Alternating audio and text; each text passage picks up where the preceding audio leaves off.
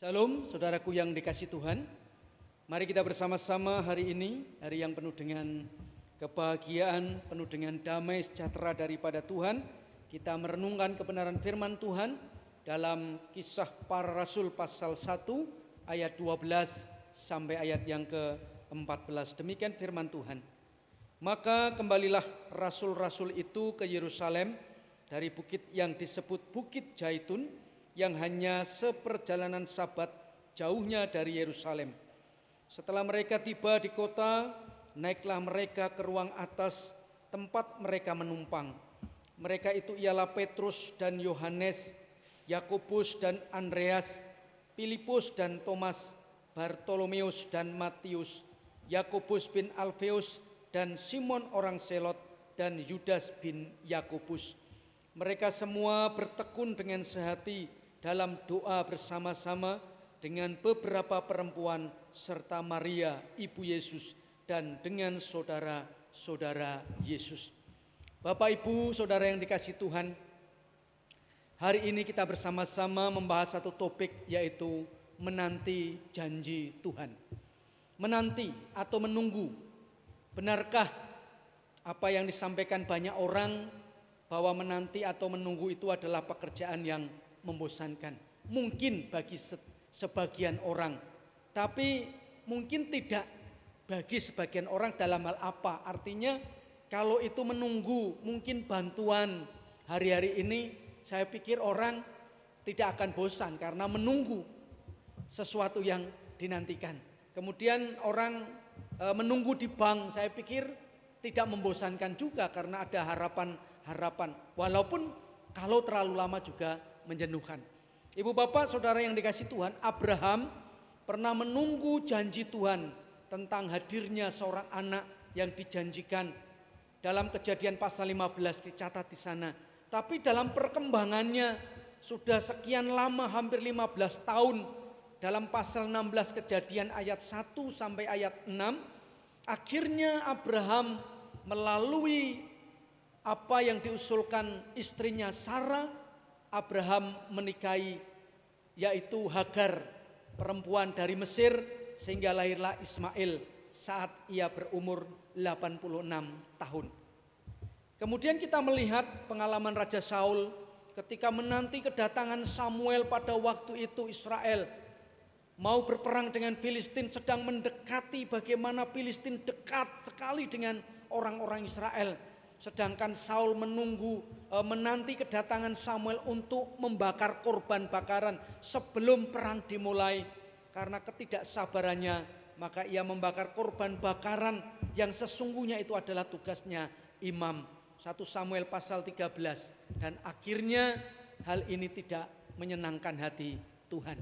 Ibu bapak saudara yang dikasih Tuhan, bagaimana dengan kita dalam penantian akan setiap janji-janji Tuhan? Mungkin doa-doa kita, mungkin harapan-harapan kita yang lama kita tunggu, tetapi seakan-akan Tuhan belum memberikan jawaban.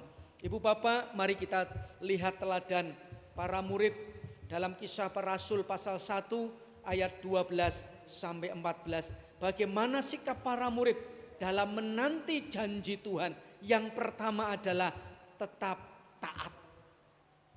Ibu bapak saudara yang dikasih Tuhan, ayat 12 dikatakan, maka kembalilah rasul-rasul itu ke Yerusalem dari bukit yang disebut Bukit Jaitun, yang hanya seperjalanan Sabat jauhnya dari Yerusalem. Lalu kita melihat bagaimana ketaatan ini, karena Yesus sendiri pernah berkata, pernah memberikan perintah supaya mereka jangan sekali-kali meninggalkan Yerusalem. Antara Bukit Jaitun ke Yerusalem dikatakan yang hanya seperjalanan Sabat jauhnya. Dalam terjemahan bahasa Indonesia sehari-hari dikatakan di sana kira-kira 1 kilometer. Dalam terjemahan firman Allah yang hidup dikatakan kira-kira setengah kilometer. Dalam tafsiran yang lain dikatakan 1000 langkah. Dalam tafsiran yang lain juga mengatakan ada yang 1000 hasta atau mungkin 1400 meter. Artinya apa? Bahwa perjalanan Sabat jauhnya itu tidak melebihi daripada 1 kilo, yang memang itu aturan supaya tidak dilanggar oleh orang-orang Yahudi. Jadi dekat, jadi antara Bukit Zaitun dan Yerusalem itu tidak terlalu jauh. Nah, hal ini sungguh luar biasa. Kenapa? Karena para murid itu tetap taat. Berkaitan perintah Tuhan dalam Kisah Para Rasul pasal 1 ayat 4 sampai 5 dikatakan, setelah satu pertemuan itu ia melarang mereka meninggalkan Yerusalem sebelum Roh Kudus turun ke atas mereka, menggenapi janji Bapa sebagaimana pernah dibicarakannya dengan mereka. Yohanes membaptiskan kalian dengan air, katanya, tetapi dalam beberapa hari lagi kalian akan dibaptiskan dengan Roh Kudus. Ibu bapak, saudara yang dikasihi Tuhan, mari kita melihat bagaimana ketaatan mereka sungguh luar biasa. Mereka tidak meninggalkan Yerusalem, mereka pergi ke Yerusalem, mereka menaati akan perintah Tuhan. Kaitannya erat sekali. Kenapa? Karena supaya mereka menunggu janji Tuhan, yaitu turunnya Roh Kudus buat mereka semua. Apa pentingnya Roh Kudus bagi para murid, bagi kita orang-orang percaya? Dikatakan dalam Kisah Para Rasul ayat pasal 1 ayat 8, dikatakan, tetapi apabila Roh Kudus sudah turun ke atas kalian, maka kalian akan menerima kuasa untuk menjadi saksiku di Yerusalem, di seluruh Yudea, di Samaria, dan sampai ke ujung bumi. Apa artinya? Bahwa Roh Kudus memberikan kuasa menjadi saksi yang efektif, saksi bagi Kristus untuk orang-orang yang belum mengenal Tuhan Yesus. Dan ini penting sekali, sehingga murid-murid sungguh menanti-nantikan dengan ketaatan yang daripada Tuhan.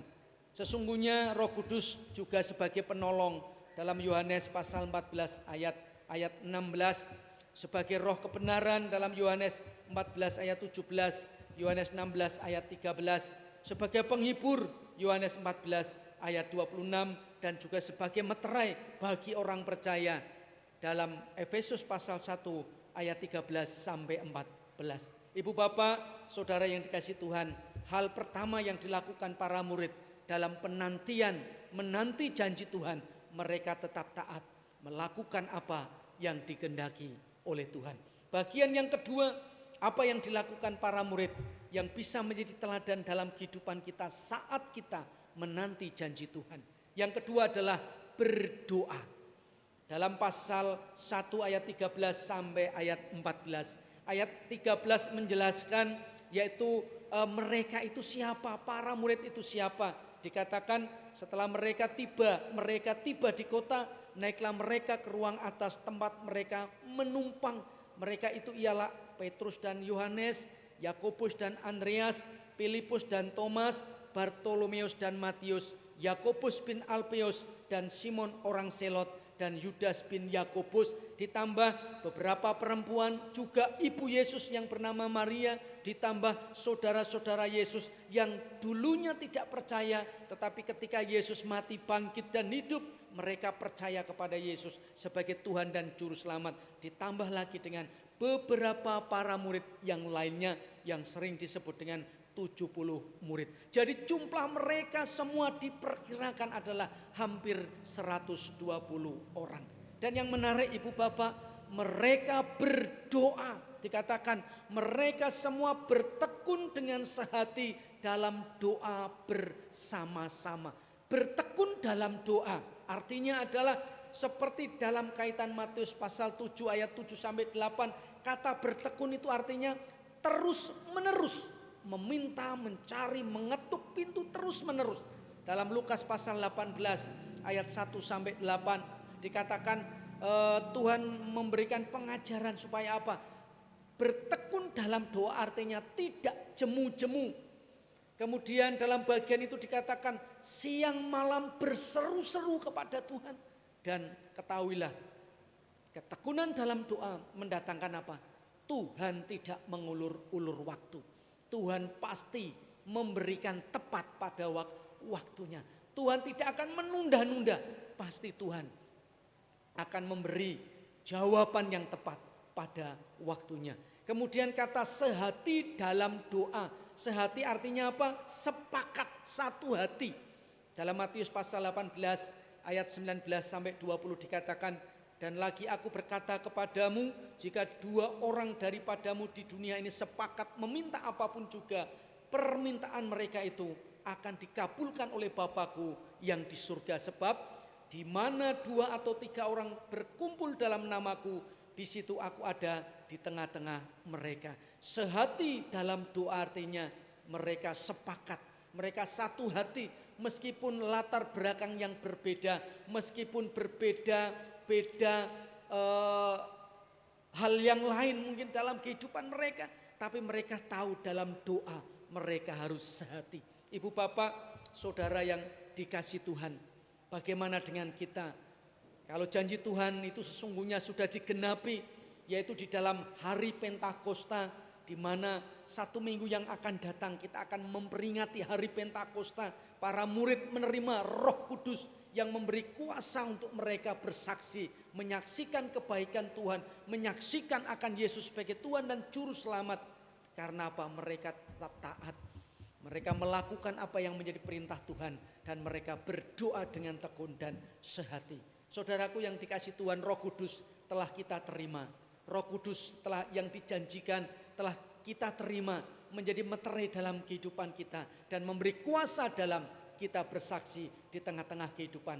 Bagaimana dengan penantian yang lain? Mungkin doa-doa kita, harapan-harapan kita, mari kita harus tetap melakukan seperti yang dilakukan oleh para murid. Tetap taat dan kita bertekun dalam doa serta sehati dalam doa. Yakinlah dan percayalah bahwa Tuhan tidak akan mengulur-ngulur waktu, tetapi Tuhan akan memberikan tepat pada waktunya. Tuhan Yesus memberkati kita semuanya. Biarlah rohnya terus menyala-nyala dalam kehidupan kita, sehingga kita tetap bersemangat menjadi anak-anak Tuhan dalam segala kondisi dan situasi.